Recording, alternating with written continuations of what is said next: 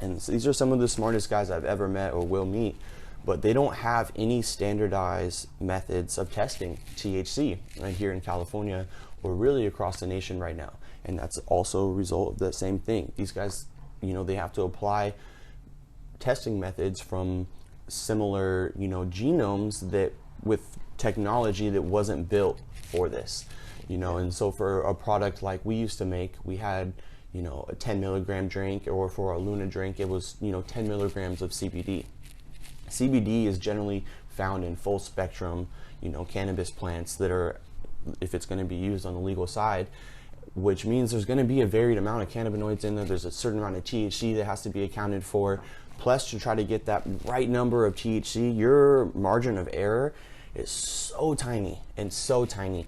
And, to be able to consistently land, green lights, accuracy on this testing is a testament to anyone, who's doing that. Congratulations, because it's so difficult without having, these standardized testing methodology. And you really got to go, build these relationships with the labs and create a matrix for your product. Otherwise, you're really going to just get varying results that are scattered all over the place, and the last thing customers want to see is inconsistency. And that's actually something I'd really like to dive into is you talk about the inconsistencies. How much can you be off if you say it has to be 100 milligrams? Like what are the... Yeah, so it's a frustrating point for me personally. I actually think, so right now it's 10% deviation allowance. So if it's 100 milligrams in target potency on your product, that's what your label claiming, you're allowed to be 90%, like you can have 90 milligrams and pass or up to that. If you go to 110 though, if you go over, you're subject to having your whole batch destroyed by, a state regulator. So you can't reduce it or try to make it within that. You can basically apply for a remediation appeal, and which can take a long time. Some products are time and temperature sensitive and need to be tested right away, and the BCC can absolutely deny your remediation request. And if it fails after that, it's done. And it's bringing a light, that you don't really, a negative light that you don't want. You only have a couple of chances to get it right as a small or even a large company in cannabis, starting up. So it's really difficult. And in comparison, we spoke a little bit about Ryan's Law and access to cannabis, in hospitals, which 100% everyone needs to go Ryan's Law 2020 and do your research and try to get behind that the best you can. It's as simple as just voicing out. But the pharmaceutical industries, not too many people know this, they're allowed a 15 to sometimes 20% deviation on all of these pharmaceutical drugs. So the cannabis market is even stricter than the pharmaceuticals. Absolutely. Cannabis in California is more heavily regulated than plutonium or any other nuclear substance, according to some studies, if you look at, certain parameters of the way that it's restricted, which is insane. But cannabis is, it's a healing product if used properly. Yes, if you smoke it, it can cause damage to your lungs, but there's so many other better, even more efficient ways to consume cannabis now that it just can really improve the quality of sick people's lives, that can prevent illnesses and ailments, and can allow, freedom, within the mind, and people to look at a mirror that they're not going to see in any other way, which is a beautiful thing. But more importantly, some of these pharmaceutical drugs are incredibly dangerous. Incredibly dangerous. No, and that's actually something I wanted to point on is, so if our deviation rate is 10%, and the side effects are only you might sleep a little too much, more right. Paranoia, something like that, eat a little too much more food. But what if it's your Oxycontin or your morphine or Percocet, and that's saying it's 100 milligrams? So that means it could be anywhere from 85 to 115 milligrams of oxy? Exactly. And so, for example, there's a member of my family who, is a little more elderly at this point and grew up in the 60s and went through, their fair share of times and ended up with some substance abuse habits.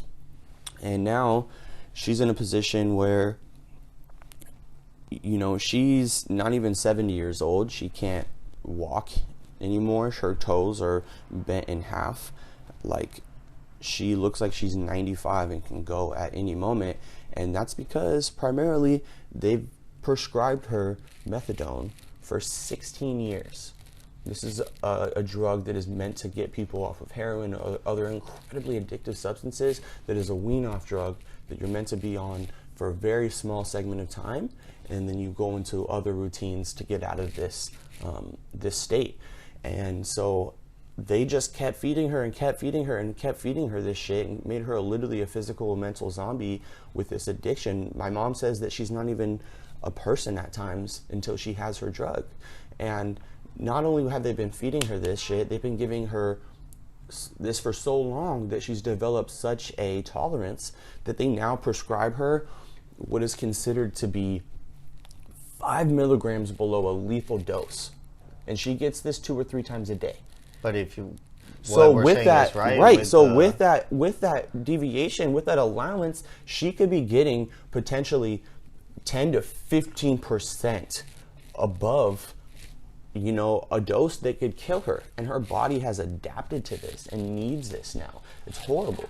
When she could be taking heavy doses of CBD and other terpenoids to really just improve her quality of life and not have any need for this. Not to mention they allow her to go on cigarette breaks and this, like, you know, just smoke 4 times a day, knowing that she's dealing with all these problems. It's just horrible. The healthcare system really needs some serious attention. And that's one thing that also brings up is you're saying to wean off or lean off is this methadone. I mean, a lot of people don't know this, but heroin was created to get people off of morphine because morphine was such an addict, and so people tried to create heroin to get people off of that, and then that became even more of addicted. So every time they try to do these pharmaceuticals, maybe because it's not as strict as the cannabis industry, right, that it's causing even crazier addictions than what they were on before. No, and yeah, and every 20 years they have a new death drug that they give you a microdose of that's supposed to, you know, just make you feel a little bit better. Fentanyl's a new thing coming out. Exactly. You know, we got some of our heroes, our legends dying to this stuff because it's now finding its way into recreational stuff that's everywhere. And it's all because it was stolen out of pharmacies. Exactly. That's where the big thing where it should never be in the first place. And, you know, and I understand why we're in this space, but we have to find a better way to approach this. You know, I'm not saying I have the solution to the healthcare system, but I absolutely believe that cannabis, like you heavily advocate for, needs to be a first option in hospitals, and at least have consultants that, if it's not provided in these hospitals, where you can have qualified physicians who can act as consultants and lead you to specialists. Similar, just like if I break my collarbone and I go to the ER, they're not going to do that operation there. I had to go, they flew me to a different hospital, and then they flew in the #1 collarbone specialist in the world to fix my collarbone, which I'm grateful for. I got the best treatment available at that time. Not everyone does. And, you know, why can't a terminally ill patient get the same type of respect? You know, there's the same type of treatment. Why can't they get a specialist or, you know, a program that makes sense for them? And I mean, for myself, when I broke my ankle, I went to the ER and they gave me a boot, but I refused their painkillers, and I smoked or took our coffees, and then I used the massage oil on my ankle. And so I can tell you tremendously the results are there.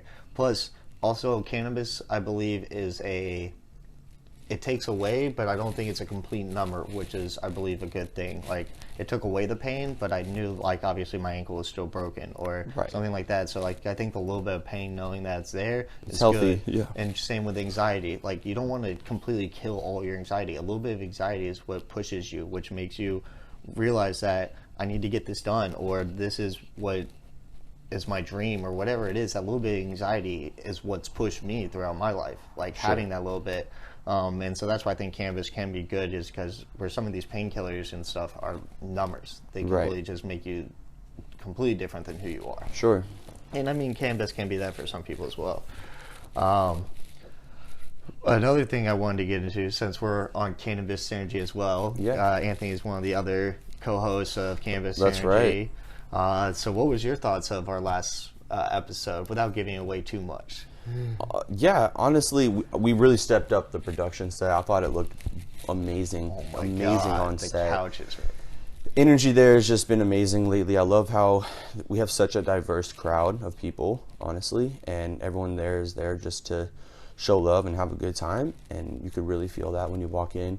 It was great to have Jim Bartell and the lobbyists there really speaking on those important matters, and yeah, they set the tone, I think, for that episode. Like, I really wanted to show up and try to contribute really to the education and to the understanding of what we're really trying to do in this culture, and I was even more inspired by Jim Bartell and their whole team that came through.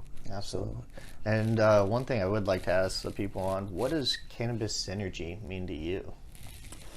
To me, it means everything, because since I moved to San Diego, I went to like 5 different high schools here. I went to a bunch of different churches when I was in that scene. I found myself just knowing and connected with so many people and wanting to find a place where like I can kind of pull all those worlds and bring them together. San Diego is such an amazing, beautiful city, and I love hip hop so much. I almost left San Diego to go to LA to pursue that, but I'm so glad that I stayed here, because I really believe with Cannabis Synergy, it's going to be a hub for the city. I believe it's going to be a place where people can go and, like I said, have a great time, but also really learn something. There's amazing people there that I guarantee you're just going to end up getting in a real conversation with, make connections, networking. People are gonna grow and evolve together. And I've been wanting to see that happen in this city for so long, because it just has so much potential. And every time I pull up there, I just feel like it feels like when I was thinking of what I want to accomplish. I feel like this is kind of really the start of that, and it's really, really exciting to be a part of it. I'm super grateful to have met Joanne and Anna, and that we can help out as much as we have been. Those people are amazing.